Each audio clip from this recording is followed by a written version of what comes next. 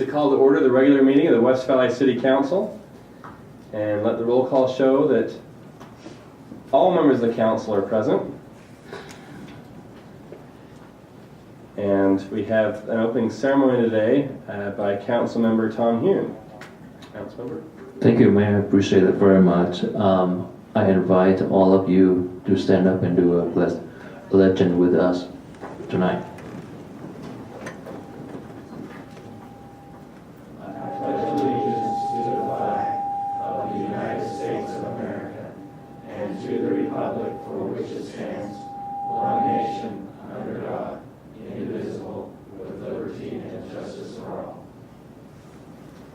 Thank you.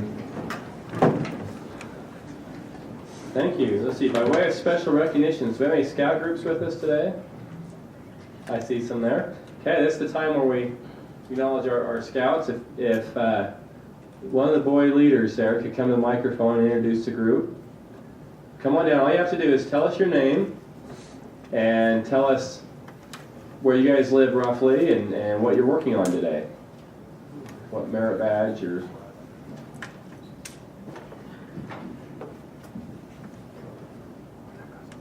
So I'm Jordan Ainsley.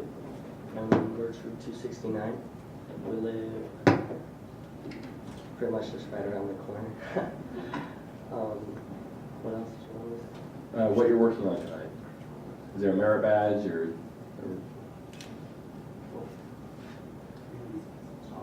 Citizenship in the community. All right, good. Well, welcome, gentlemen, and thanks for being the spokesman, Jordan. Item number 5 tonight is we have the minutes of our...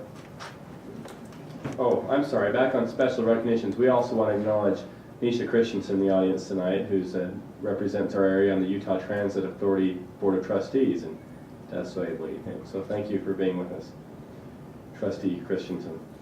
We come to item 5, which is our minutes. We have the minutes of May 1st to consider. There be a motion there? So motion to make the approval of minutes May 1st, 2012 regular meeting. Thank you, sir. Second. Thank you. Any discussion to that motion? All in favor of approving the minutes, say aye. Aye. The minutes are approved. Next, we come to our Employee Quarterly Division Award. And we have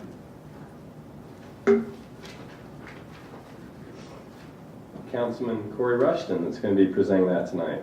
Yeah, thanks. This was something that was well noted when it happened, and it received a fire crew at Station 74B Platoon to be nominated for the Quarterly Division Award for their role in the rescue of 3 people from a 3rd floor window at the Brookwood Apartments on the morning of Sunday, January 29th, 2012.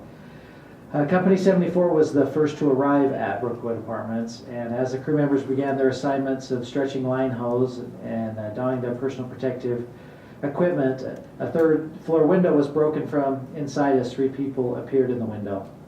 There was heavy black smoke being pushed out behind the victims, and they were desperate to exit the building as their apartment was quickly filling up with smoke and fire.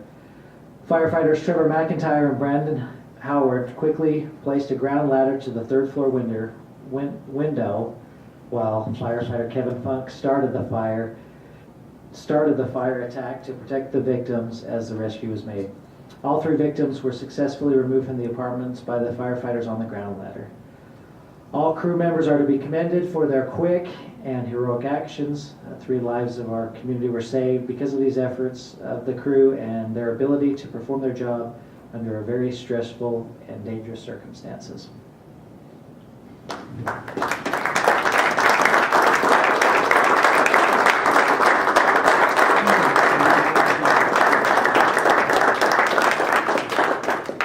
We would all like to shake your hands as we present this Quarterly Division Award, and so group of 74 B Platoon, come on up.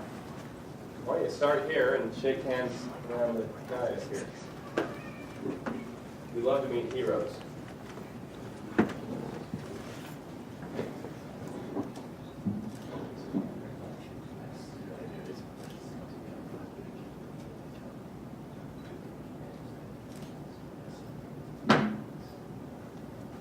So you may want to stay up here. I see our photographer. Come on up, guys.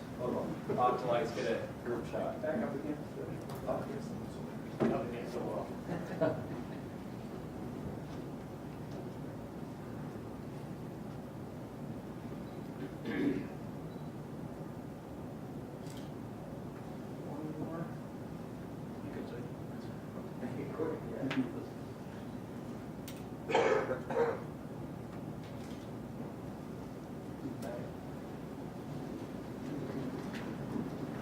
Thank you, gentlemen. Well deserved.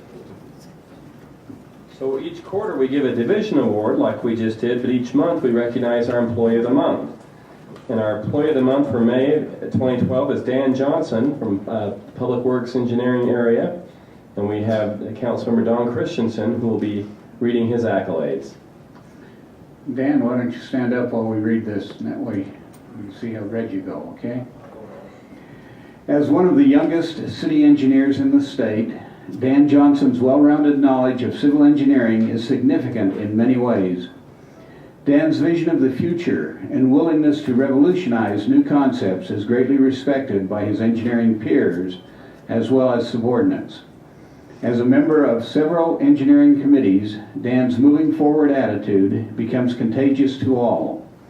We rely on Dan's knowledge and quick decision-making on a daily basis. Dan's dependability, calm demeanor, and willingness to listen make him a great leader by example. There are many things that Dan does that go unnoticed that we believe deserve some recognition.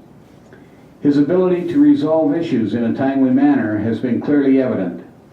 For example, Mountain View Corridor is currently under construction, and Dan is the liaison for the city. This multi-million-dollar undertaking, with involvement from state and local governments as well as contractors, requires decisions to be made in a concise and timely manner. Dan's ability to transpose his personal and work schedule has helped facilitate the overall project schedule. Another example is the $300 million West Valley UTA Light Rail project that Dan was an integral part of. Due to project time constraints, daily contact with UTA's constituents was imperative. It was necessary for Dan to be involved after hours, on weekends, and occasional holidays. Dan's involvement in the design and planning of the Fairborn Station has been significant as well. He devoted a significant amount of time to ensure that the project was able to start construction this year. He worked closely with the Parks and Recreation staff in getting construction plans and specifications ready for bid. For reasons mentioned above and many more, we would like to nominate Dan Johnson as Employee of the Month, nominated by Jerry Schlief and Jason Helm. Dan, come on up.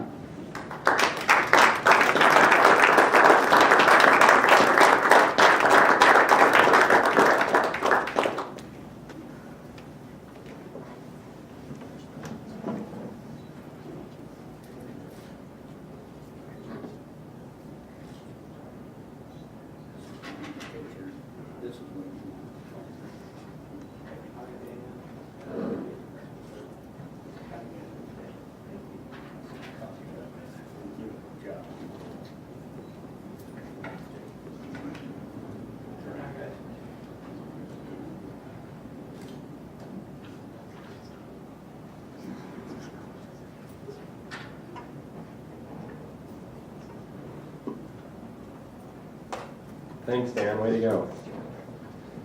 Next, we have a proclamation recognizing this month as American Stroke Awareness Month in our city, and Councilmember Steve Vinson will be proclaiming that on our behalf. A proclamation recognizing May 2012 as American Stroke Awareness Month.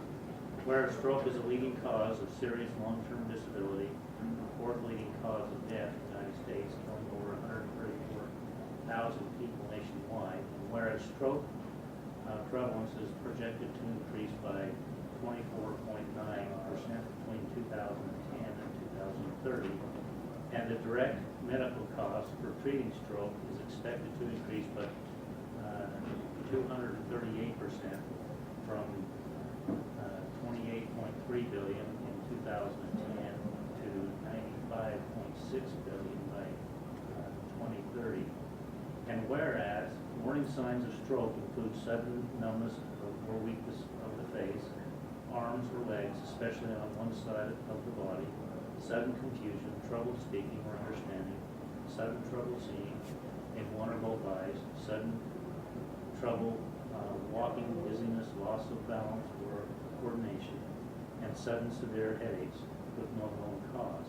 And whereas Americans are more aware of the risk factors and warning signs for stroke than in the past, but according to a recent survey, 1/3 of adults cannot identify any symptoms. And whereas the signature action of the American Stroke Awareness Month 2012 is to reach out to young audience ages 10 through 17 through all music genre and social media activities to educate them about strokes, warning signs and risk factors, and to engage them in sharing the message with their parents and grandparents. And whereas through the American Stroke Association's Power to End Stroke Awareness campaign, the 31 days of Power activity will empower African Americans to reduce their stroke risk, recognize warning signs, and respond quickly in the stroke emergency to reduce stroke in African Americans who are at particular high risk of the disease. Participation in local 31 days of Power events or activities is encouraged. And whereas new and effective treatments have been developed to treat and minimize the severity and damage effects of stroke, but much more research is needed. Now therefore, we, the Mayor and City Council of West Valley City, Utah, do hereby proclaim May 2012 to be American Stroke Awareness Month in West Valley City, and urge all the citizens of our city to familiarize themselves with the risk factors associated with stroke, recognize the warning signs and symptoms, and on the first sign of stroke, dial 911 immediately so that we might begin to reduce the devastating effects of the stroke to our population. Thank you, Councilman Vincent. We come to item 7 tonight, which is our comment period. And we haven't had anyone sign up to speak on tonight besides Gordon, you signed up for the public hearing, but we'll cover that in the public hearing momentarily. I believe that's what you came to speak on, yes. Okay, so we'll move to item 8 then, which will be our public hearing. And so this is regarding application ZT3-2012. Mr. Pyle, if you could introduce this, please. Thank you, Mayor. So this is a proposed zone text change, and the short of it is that this would allow fast food restaurants under certain design conditions to have drive-up windows in what's known as a overlay zone over on 5600 West between the areas of 3100 South and 2400 West. Previously, under the conditions of this overlay zone, that was prohibited. Okay, thank you, sir. And for the sake of the scouts or others, we discuss everything at least a week in advance at our study session. So all these items we've had some discussion on, and we have continued discussion tonight. Let's see, I will now open the public hearing regarding this application, ZT3-2012, specifically Ordinance 1218. Is there anyone who's come to speak on this item tonight? I see ones. And you know the drill, I believe. State your name and address for our recording. Mayor Winder and Council, for the record, my name is Gordon Kegg. I'm a development partner with Cornwallis Shopping Center Properties. Address is 2355 East Camelback Road, Phoenix, Arizona. I want to, before I get started, thank your professional staff. I mean, I really do appreciate their recommendation for approval tonight on this, and working closely with them on the process. I know text amendments are unusual in a lot of cities, and I appreciate their guidance in helping me out with that. You all know the history of the project. I mean, we originally optioned this property in 2007 with Winco Foods at 5600 South and Parkway Boulevard on the west side of 5600 West. We zoned the property in front of this body in 2008, and we opened the Winco in 2010, and subsequently a multi-tenant shop building shortly thereafter. With regards to the text amendment, I really would like to first emphasize the controls that we've tried to include in this text amendment. And I believe it was Councilman Lang during the study session, I heard her say that, you know, the original purpose or the intent of the overlay zone was to focus on aesthetics, and that is something that we really did try and include in this text amendment. First of all, this can only occur if it's a multi-tenant building. A single-tenant fast food restaurant would still be prohibited from going in the 5600 West overlay corridor. It must be in a multi-tenant building, and the restaurant that has the drive-through must be a minor component of that building. It cannot occupy a majority of that building. It has to be outnumbered by other types of tenants in that particular multi-tenant building. I'd also like to emphasize the design controls that we've tried to implement in this text amendment. The first is screening to minimize the visual impact of the drive-through. It must be on the side or the rear of the building. It can't be on the front of the building. It's subject to a further review. We specifically in the language said that the screening methods have got to be reviewed and vetted by your professional staff.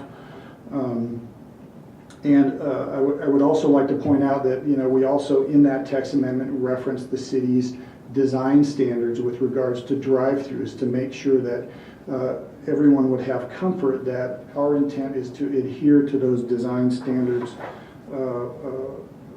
with regards to drive-throughs and all the design components that go along with the drive-through standards. I guess the other thing I'd like to point out is kind of the irony of the current text and the situation we're faced with. If we want to, and if I could have the site plan pulled up on a screen so that we could take a look at that. This building that we're proposing the drive-through, I'll keep going while we wait for the screen to come down. It's immediately north of the Maverick gas station that's currently on the property.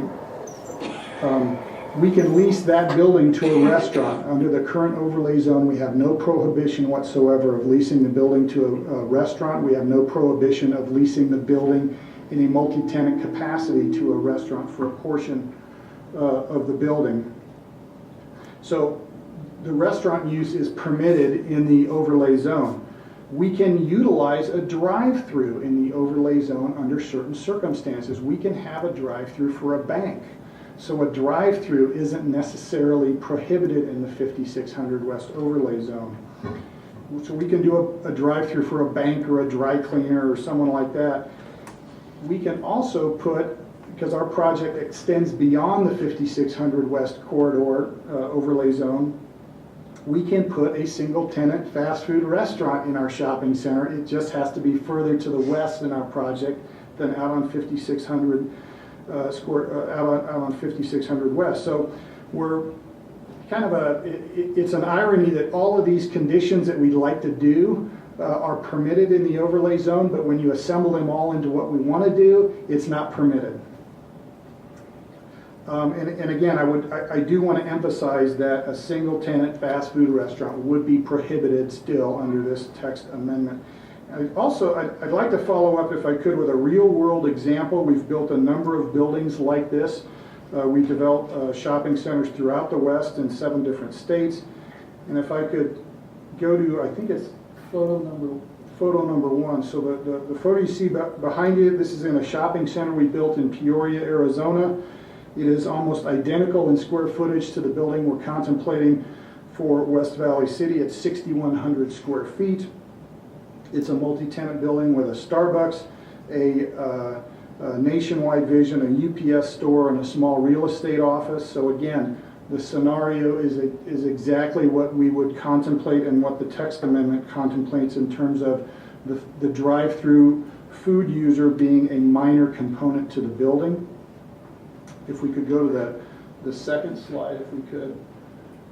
This is the north end of the building. Starbucks is the drive-through user in this particular situation. And I took a picture of this corner of the building because a drive-through doesn't necessarily mean that it can't be a pedestrian-friendly and a aesthetically pleasing environment. This takes a picture of kind of the front of the building where the Starbucks is, and we've got enhanced shade features and canopies and umbrellas and enhanced landscape features around that small patio area. If we could go to slide number 3, that's on the other side of the building. That's the drive-through entrance, and I want to point out the drive-through is fully screened. You can't see that menu board from the street. The screen wall not only includes a masonry screen wall with materials and colors that match the building, but it also includes some enhanced landscaping immediately around that drive-through entrance to minimize the visual impact. The last photo I'd like to show you, that's a view of the drive-through from the street. And I challenge anybody to look real closely and find the car. There actually is a car in that photo in the drive-through. If you look closely, there's a car at the menu board ordering. And it's difficult to see because of the screen wall, the enhanced landscaping components of it. This is what you see from the street, and this is what our intent was when we drafted this text amendment. I think the last thing that I'd like to do is just focus on one of the and when we wrote our appeal, I went back to this language that I'm going to read to you right out of the current 5600 West Gateway Overlay Zone. The 5600 West Gateway Overlay Zone is intended to encourage uses in this aesthetically pleasing setting which will be compatible with and complementary to adjacent uses. The adjacent use being, the Winco Foods and a shop building and a Maverick gas station. We've built similar buildings to these in Home Depot anchored center in Tracy, California, a Winco anchored center in Visalia, California, community centers in Gilbert, Arizona, Yuma, Arizona, a Lowe's anchored center in Phoenix, Arizona. We have one in design in a Smith's anchored center in Ogden, Utah, and one in the planning stages in Clinton, Utah. We do believe that it is compatible with the types of uses that this building would be adjacent to. I told myself I would be brief. I've probably gone on too long, and I want to thank you for your time, and we respectfully request your positive vote. Thank you. Thank you, Mr. Keg, for your information. Is there anyone else who's come to speak in this public hearing tonight regarding this application? Jordan, anyone? Okay, seeing none, we will close the public hearing. And then, let's see. Oh, I'm sorry, I was looking at B, we're still on A. All right, close the public hearing. Council, we have for our consideration ordinance 12-18. Is there anyone who has questions about it or additional info, Mr. Benson? I don't know if this is working. I have just some questions. Now, the text change, is that the portion that is highlighted? Is that being removed or is that being added? My understanding is that it's being added. Can you hear me? Because I can hear you, but I can't hear mine. Jake, you can just check that. But yes, to answer your question, I don't think it's helping for me to get closer to this. Actually, But yes, the shaded part is what's added. Is that correct, Steve? That's correct. Okay. So, use limitations, so would this be a conditional use or would this be a permitted use? Would we have to, would Planning Commission review each one on a conditional use basis? Yes. Okay. Okay, good question. So is the applicant looking for a standalone building or? Actually, on the screen, this is a conceptual plan that shows you have the building on the right is the Maverick, the existing Maverick store, and the building on the left is what they'd like to do. It would be the multi-tenant building that has the drive-through that is on the west side, starts on the And the west far side. left is 5600 West. So on the top is 5600 West. So it is a multi-tenant building? Correct. It's a standalone building, but it is multi-tenant, yes. Well, every building's standalone. Yeah, I And want so to make if- sure I understood. If drive-ups were permitted with multi-tenant prior to this, what, I'm trying to, It's the use that's different, as Mr. G was pointing out, that you have the bank, like for example, Oh, bank okay. use would have been allowed, but fast food would not have been. So prior to this enacting of the overlay zone, the Starbucks was already approved and the Panda Express.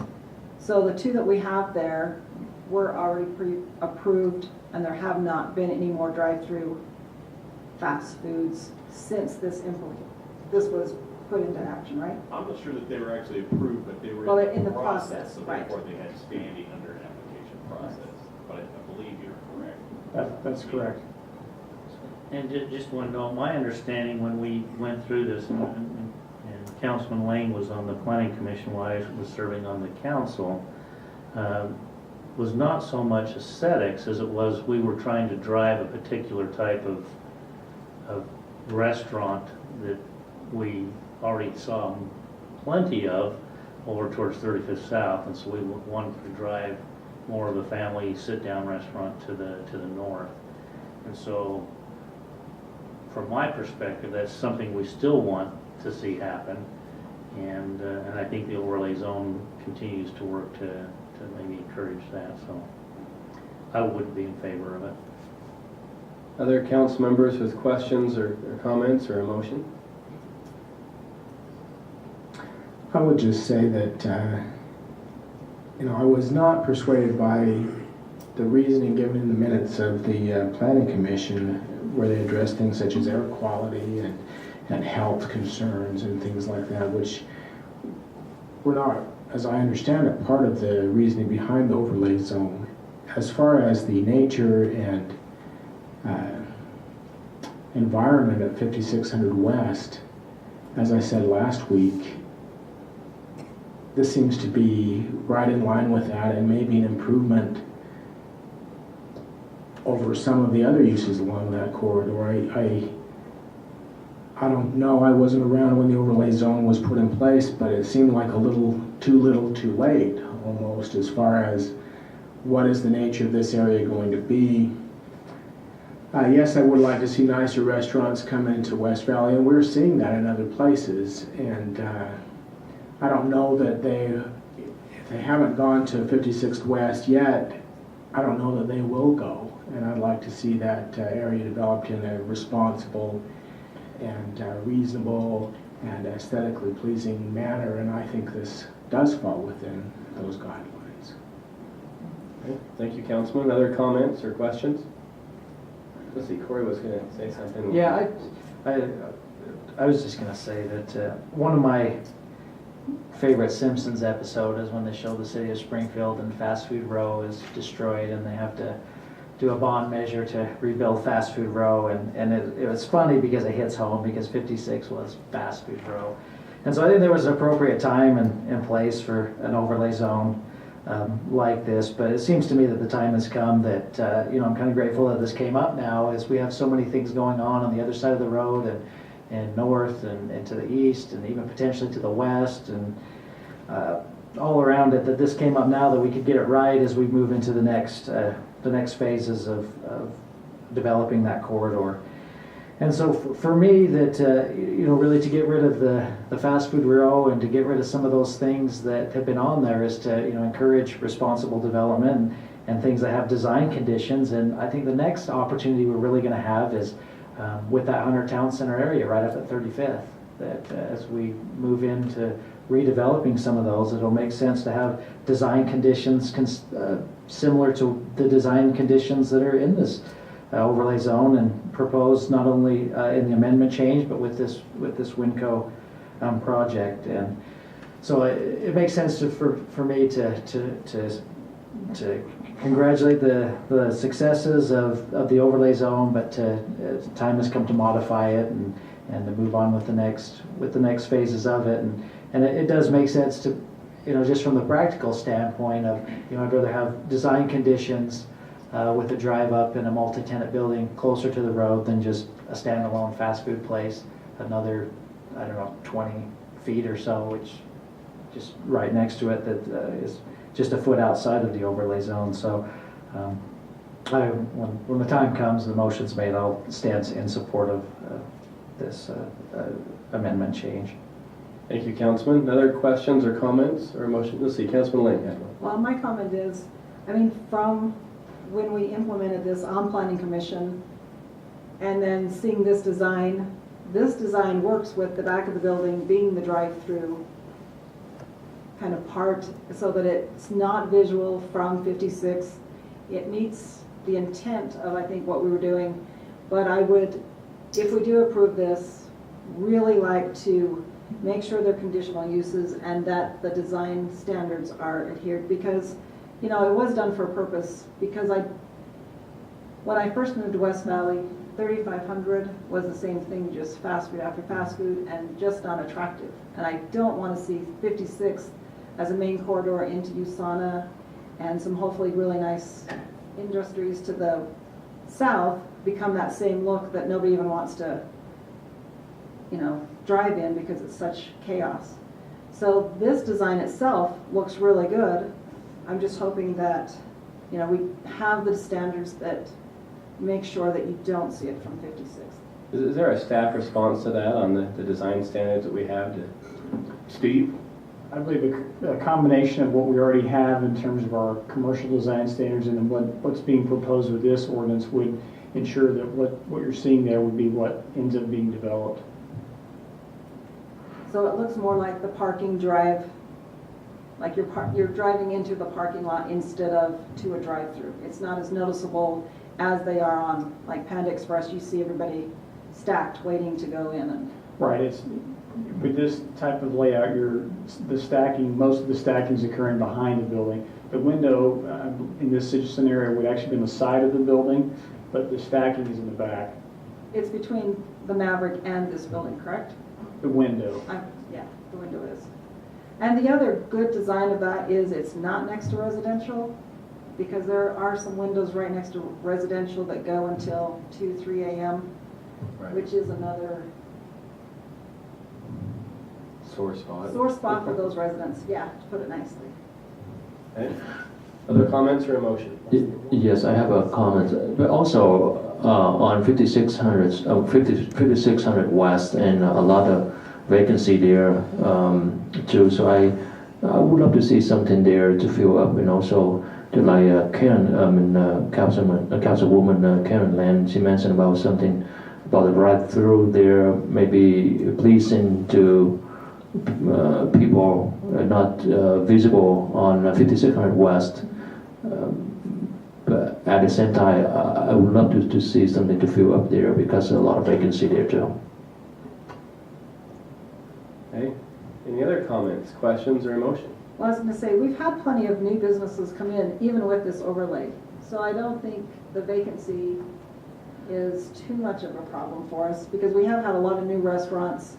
Even though you have to get out of your car and go get them, I can tell you they're worth getting out of your car and going and getting. So I think we've gotten some really good sit-down and takeaway restaurants out there. So I think it's been a good mechanism to work along that road. Okay. Any other comments or discussion?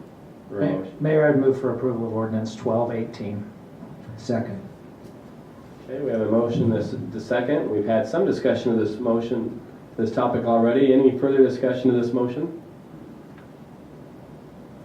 Okay, I'll add my 2 cents worth. I'm really proud of this city. I'm proud that we've, on the one hand, become one of the most business-friendly cities in the state, and we do get creative and try to find ways to help the private sector and help development move along, especially in these economic hard times. And yet we've also been an aggressive city, especially in recent years, on having high-quality development and good design, and I think we try to find a good balance there, and I think the design standards here and the overlay zone generally are very good, and this little tweak to the overlay zone is well warranted and well reasoned. So I also support it, and I think this is a good step forward, as some have said. Let's call the question, let's do a roll call vote tonight. Mr. Vincent? No. Mrs. Lang? Yes. Mr. Bueller? Aye. Mr. Hume? Aye. Mr. Rushton? Aye. Mr. Christensen? Aye. Mayor Linder? Aye. Okay, the ayes have it. Thank you. We have a second public hearing on the docket tonight as well. A public input regarding the declaration of city-owned land. Mr. Pyle, if you could introduce this one, please. Thank you, sir. You bet. So what we have here is a piece of property that we want to trade with Salt Lake County over in the Jordan River development area right next to the cultural center. The parcels are different in size. Salt Lake County's piece is 1.721 acres and ours is 2.457 acres.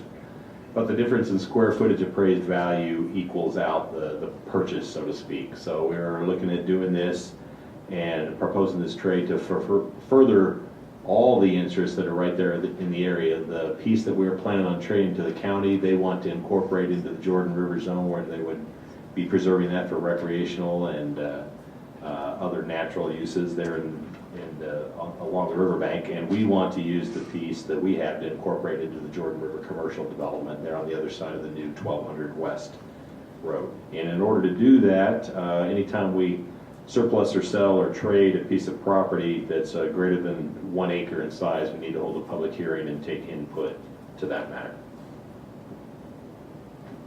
Thank you. I now open the public hearing regarding Resolution 12-60. Is there anyone who's come to speak on that one? Dan? Jordan? Anyone? Okay. We will close the public hearing. Council, what's your pleasure regarding this one? Comments, questions, or motions? I would move for approval of Resolution 1260. Second. Okay, we have a motion and a second. Any discussion of that motion? I just kind of going back on the whole development of this area. If I recall, the land that we're selling to the developer, we're selling at $3 a foot. Is that accurate? That's the number that strikes my mind, yes. And this was valued at 5 or so. 5, that's correct. But because of the acreage difference, the balance was Right, and the very piece similar. that we're trading to was valued at 3.5.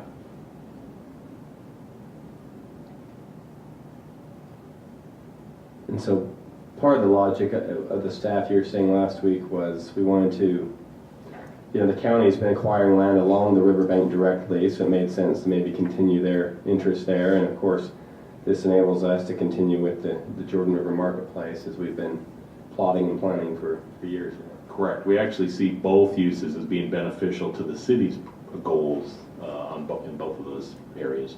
I'm just kind of curious. I know it's kind of not really related to this swap, but it is kind of a tangent. How is that plan moving forward? What's the time constraints on them versus, before they have to execute any movement on the property? What's the time? Okay, so to answer the first question, frankly, we're not seeing a whole lot of progress. Not that that's entirely unexpected given the history that we've seen. I guess basically what I'm saying is not much has really changed there. We continue to see some conceptual plans, and we know that the developer is out with a broker trying to drum up business and interest in the area, but we're not seeing a whole lot of change there. As far as a time frame, the second question is to when they have to execute to. I believe the deadline is September of next year. Is that right, Eric? And they have to have how much in value developed? I believe it's $8 million. 8 million, yeah, that's right. They don't look to be on track to do that, so that's sort of the report to that question. But that aside, whether they do or whether they don't, it's still favorable for us to have that piece on the other side of the new proposed road ready in any event. So that's how we're Follow up kind of on- viewing that question. To follow up on that, so I guess one of two things would happen. If they don't meet those commitments, then the city still owns this land and we Right. develop it ourselves or don't develop it or find a different developer. And if they do meet those commitments, then good for them because they've Right. met their end of the bargain. Correct. And again, this is, the last time they came to us, there was still a discussion about the large box issue and. Right, and they still would have to get past that hurdle. They haven't really made any further step along that, other than presenting the conceptual that they did. And I do believe that county probably has a better vision of the river piece of property than we seem to have right now, but I'm still struggling with it, so. Okay, good questions though, Councilman. Any other questions or thoughts on this motion? Okay, we'll call the question then. Let's maybe do a roll call vote on this one too. Mr. Vincent? No. Mrs. Lane? No. Mr. Bueller? Aye. Mr. Booth? Aye. Mr. Rushton? Aye. Mr. Christensen? Aye. Mayor Rieger? Aye. Okay, the ayes have it on that one. You scouts are so lucky, most weeks are unanimous. We've had 2 split votes now. We're actually giving you an interesting meeting tonight. And so we go to item 9, which is our resolutions. And the first one up is 1261. Mr. Pyle? Thank you, sir. This this resolution would enable us to execute a contract amendment with Waste Management. Waste Management does our sanitation pickup right now. The purpose of the contract amendment would be to allow for calculating rate adjustments or surcharges on fuel, and in this particular case, compressed natural gas, which a significant portion, or maybe it's all, I can't remember, of their fleet uses now. That's right. And it will actually result in some savings for us. It will allow them to be able to adjust the cost of natural gas up or down, but the reason or the method in which we would realize savings is that we're currently being charged higher surcharges on the price of diesel fuel. So in this particular case, we would actually realize a savings of about $12,000 a year. Okay, thank you. Any discussions or a motion on 1261? Move for approval of 1261. Second? Okay, thank you both. Any discussion to that motion? All in favor of approving 1261, say aye. Aye. Appears to pass unanimously. 1262, Mr. Pyle. Thank you, sir. We'd like to have a purchase agreement approved for buying new refuse and recycling containers. We had 5 bidders on that, and we are proposing to award that bid to Rarig Pacific. Okay, thank you. Any motions or discussion there? On resolution 12-62, I move for approval. Second.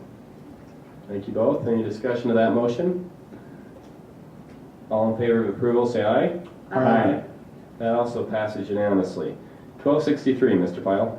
Thank you, sir. We're planning, or we are proposing to refurbish one of our fire pumpers, and in order to do that, we have 2 resolutions that are coming here before you now. The first one would be to approve a lease agreement with SunTrust Equipment Finance and Leasing Corporation. They would finance the actual refurbishing.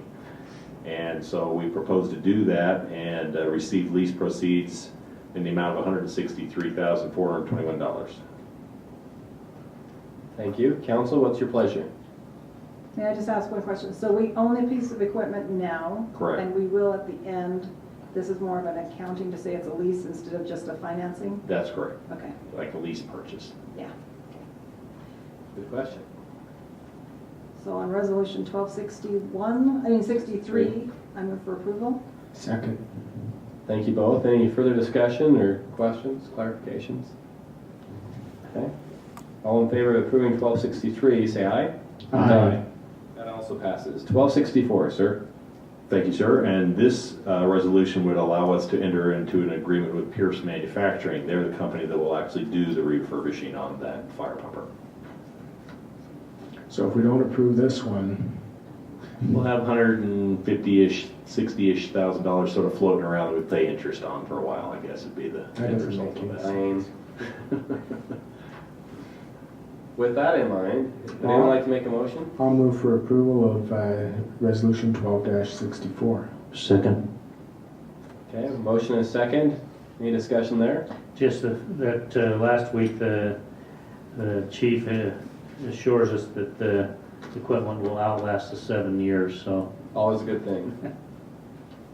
Thank you. All in favor of 1264, say aye. Aye. That also passes. Our final resolution that's not on the consent agenda, 1265. Thank you, sir. We are presently contemplating and executing, I guess you would put it, a furtherance of the RDA project over at the mall. And this project includes construction of the new Miller Megaplex theater complex, as well as interior remodel that's to happen over the next period of time, I believe of about a year. Anyway, so the city is participating in this bonding arrangement by backing the RDA increment with sales tax pledges. Is that correct? Yeah, sales tax revenue. I want to make sure I was remembering correctly. So this resolution would allow us to enter into an interlocal agreement with the RDA in order to be able to do that. Thank you, sir. And so again, this is, per our discussion last week, this is backstopping or acting as for the financiers, another peace of mind of assurance that they will get paid. And it's assurance to them, and actually, I was going to speak to this piece of it in the RDA meeting, but maybe I'll just speak to it now just for the purposes of that. That's exactly right. This is a backstop to what the real revenue will be that pays off the bonds, which will be generated through tax increment financing off of the increased property value of all of those improvements, including the theater and the interior remodel. That'll be paid by the RDA. We have no reason, and in fact, we have no experience in the past where that has not occurred as planned and gone forward. So we believe this is a completely safe deal, but it is true that the financing markets have changed drastically over the last 3-4 years, and this makes them more comfortable by backing it with other revenue sources in the city. Okay, thank you. So 1265, any additional questions or comments or motion? I have one question about this one, Mr. Pyle. This $6.8 million right here is just that the RDA and we are allocating around the city, or only one spot that's at the mall? Only at the mall, that's correct, sir. And also something else I probably ought to point out just for the purpose of the meeting is the $6.8 million doesn't represent the actual project cost. The actual project cost and what we're limiting our commitment to is $5 million. But anytime we do a bond agreement, a bond issue, we issue what's called a parameters agreement or a parameters resolution, which always allows for a larger amount of money than what the project is. That's basically just in case something unexpected were to happen, like, for example, we wanted to add to that project, or it includes a couple of things: the total amount of the bond proceeds that are allowed to be issued, as well as interest rates, and a little variation in there. But it's solely for the purpose of allowing us to be able to move forward with the project with some unforeseen circumstances, as long as it still makes sense. But the project has not changed in actual value. It will be $5 million, and it will be located at the mall solely.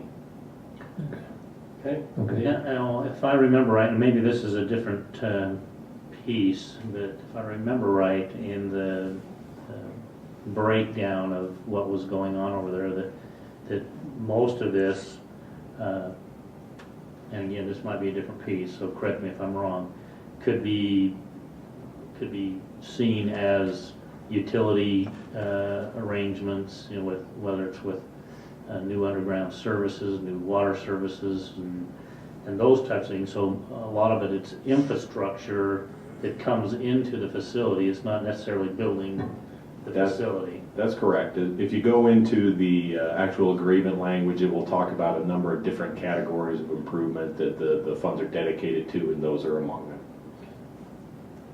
I like to think of it as you have a private developer, the mall and Larry Miller Megaplex, saying, hey, we'll bring you 10 apples, city, if you give us back 2 or 3. And so we're, in the long scheme of things, we'll be better ahead financially and certainly better ahead community-wise. It's kind of sharing some of the upside with them, and this kind of backstops it to ensure that happens. And if I could add just one more comment to that, Mayor, just using your Apple analogy. One thing that a lot of times the public, our own employees, for example, don't understand is we're not taking money from other areas of the city, like the general fund, for this. So to use your analogy, the Millers and the people that or the mall owners, people that are doing the interior improvements, are bringing 10 apples to the deal, and we're giving them 2 or 3 of those back. But we're not taking those 2 or 3 apples from somewhere else. There would be 0 apples without the project. Right. There would be no 2 or 3 apples to give back to them. So that's correct. Sorry, I have little kids, so I think of things simply. Okay. Any other questions or a motion? Mayor, move for approval of resolution 1265. Second. Okay, we have a motion and a second. Any further discussion? All in favor of approving 1265, say aye. Aye. That also appeared unanimous. We have a consent agenda tonight, 3 resolutions. Would anyone like to make a motion there? Mayor, I would move we approve the items of the consent agenda. Second? Okay, all in favor of approving the consent agenda, say aye. Aye. That's approved. We have no need for an executive session tonight, so we'll come to item 12, which is to adjourn. For the sake of you scouts, we do have one brief item on our redevelopment agency. So you're welcome to stick around for another 90 seconds or sneak on out. So we will now adjourn the council meeting and pass the gavel to our redevelopment chair. Call to order the special regular meeting of the West Valley City Redevelopment Agency. Roll call should show that all are present. We have one resolution tonight, Mr. Pyle. Okay, thank you, sir. And this is also in conjunction with and related to the mall project that we just talked about on the resolution authorizing the sales tax pledge backing of this project. This resolution authorizes the actual issuance and sale of not more than $6.8 million of tax increment revenue bonds for the purposes of the project we just talked about. Okay, Council, Development Agency, is there any discussion or a motion? Mr. Chair, I'd like to move for approval of Resolution 1209. Second. Okay, it's been moved and seconded. Any discussion? One quick question for Mr. Pyle. How does this affect our bond rating, if at all? How does it affect our bond rating? It won't have this particular issuance won't have an effect on our bond rating until it starts to have some history behind it. Other issuances and the city's overall economic status before now played a part in how this issue was looked at in terms of the financing opportunities and that sort of thing. But this itself doesn't affect our bond rating until it gets some history behind it. And assuming we pay it as we should, then it actually helps. Good. That's right. Great. Thank you. Okay, call for a vote. All in favor of Resolution 1209? Aye. Any opposed? Okay, next item on the agenda is to adjourn.